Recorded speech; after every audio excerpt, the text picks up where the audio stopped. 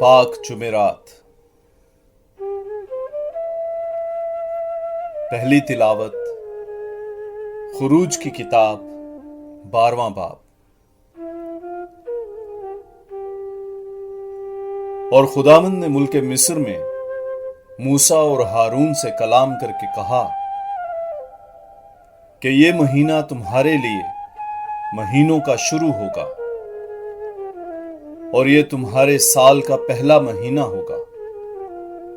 اسرائیل کی ساری جماعت سے تم کلام کرو اور کہو کہ اس مہینہ کے 10ویں دن ہر ایک مرد اپنے آبائی خاندان کے مطابق گھر پیچھے ایک برہ لے، اور اگر کسی کے گھرانے میں برہ کھانے کے لیے آدمی کم ہوں تو اپنے ہمسائے کے ساتھ جو اس کے زیادہ نزدیک ہو مل کر نفری کے شمار کے مطابق ایک برہ لے رکھے۔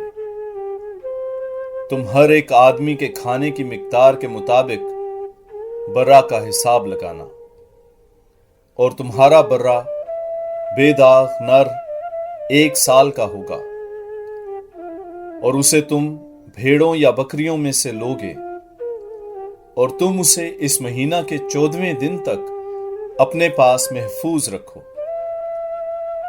تب بنی اسرائیل کی کل جماعت شام کے وقت اسے ذبح کرے، اور وہ اس کے خون میں سے لیں اور اسے ان گھروں کی جس میں اسے کھائیں دہلیز کے دونوں طرف اور اوپر کی چوکٹ پر لگا دیں، اور اس کا گوشت آگ سے بھنا ہوا اسی رات کھائیں، فطیری روٹی اور کڑوی ترکاریوں کے ساتھ اسے کھائیں۔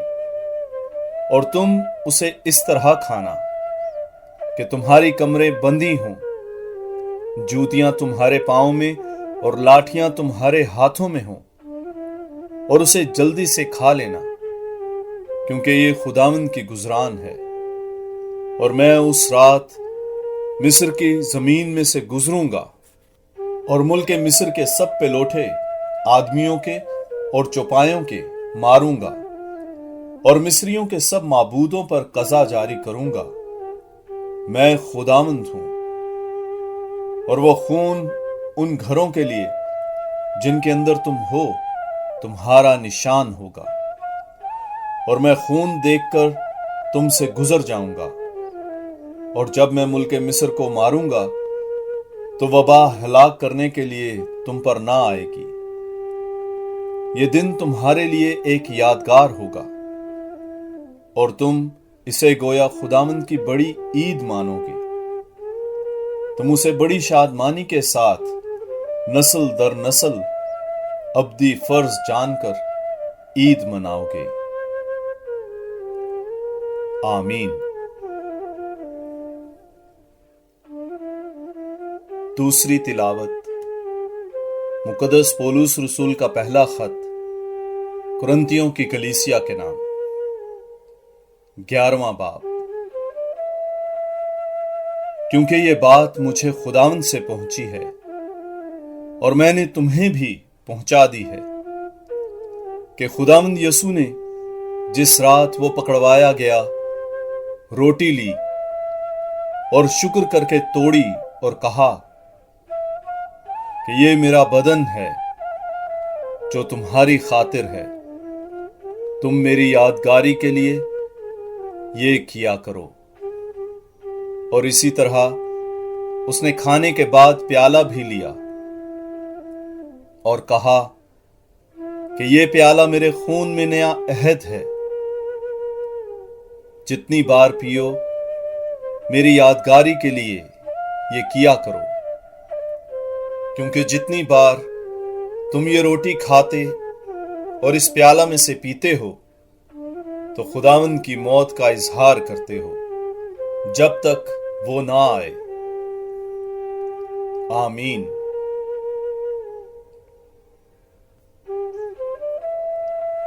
انجیل مقدس یوحنا کے مطابق 13واں باب۔ عید فصح سے پہلے یسوع یہ جانتے ہوئے کہ میرا وہ وقت آ پہنچا ہے کہ دنیا سے رحلت کر کے باپ کے پاس جاؤں، جبکہ اپنوں کو جو دنیا میں تھے پیار کرتا تھا، انہیں آخر تک پیار کرتا گیا۔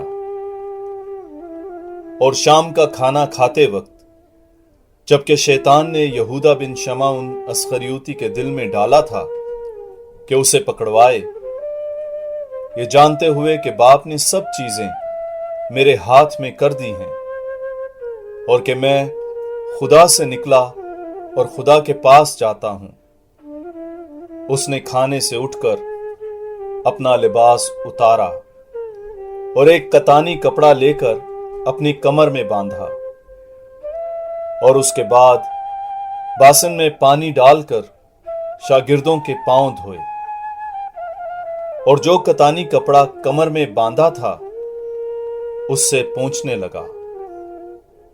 بس وہ شمعون پطرس کے پاس آیا، اس نے اس سے کہا، اے خداوند، کیا تو میرے پاؤں دھوتا ہے؟ یسوع نے جواب میں اس سے کہا کہ جو کچھ میں کرتا ہوں اب تو نہیں جانتا، مگر بعد میں سمجھے گا۔ پطرس نے اس سے کہا کہ تو میرے پاؤں اب تک کبھی دھونے نہ پائے گا۔ یسوع نے اسے جواب دیا، اگر میں تجھے نہ دھوؤں تو میرے ساتھ تیرا حصہ نہ ہوگا۔ شمعون پطرس نے اس سے کہا کہ اے خداوند، صرف میرے پاؤں ہی نہیں بلکہ میرے ہاتھ اور میرا سر بھی۔ یسوع نے اس سے کہا، وہ جو نہا چکا ہے اسے دھونے کی حاجت نہیں، بلکہ سراسر پاک ہے۔ تم بھی پاک ہو، لیکن سب کے سب نہیں۔ چونکہ وہ اپنے پکڑوانے والے کو جانتا تھا، اس لیے اس نے کہا کہ تم سب پاک نہیں ہو۔ بس جب وہ ان کے پاؤں دھو چکا اور اپنے کپڑے پہن کر پھر بیٹھ گیا تو ان سے کہا کہ کیا تم سمجھتے ہو کہ میں نے تمہارے ساتھ کیا کیا ہے؟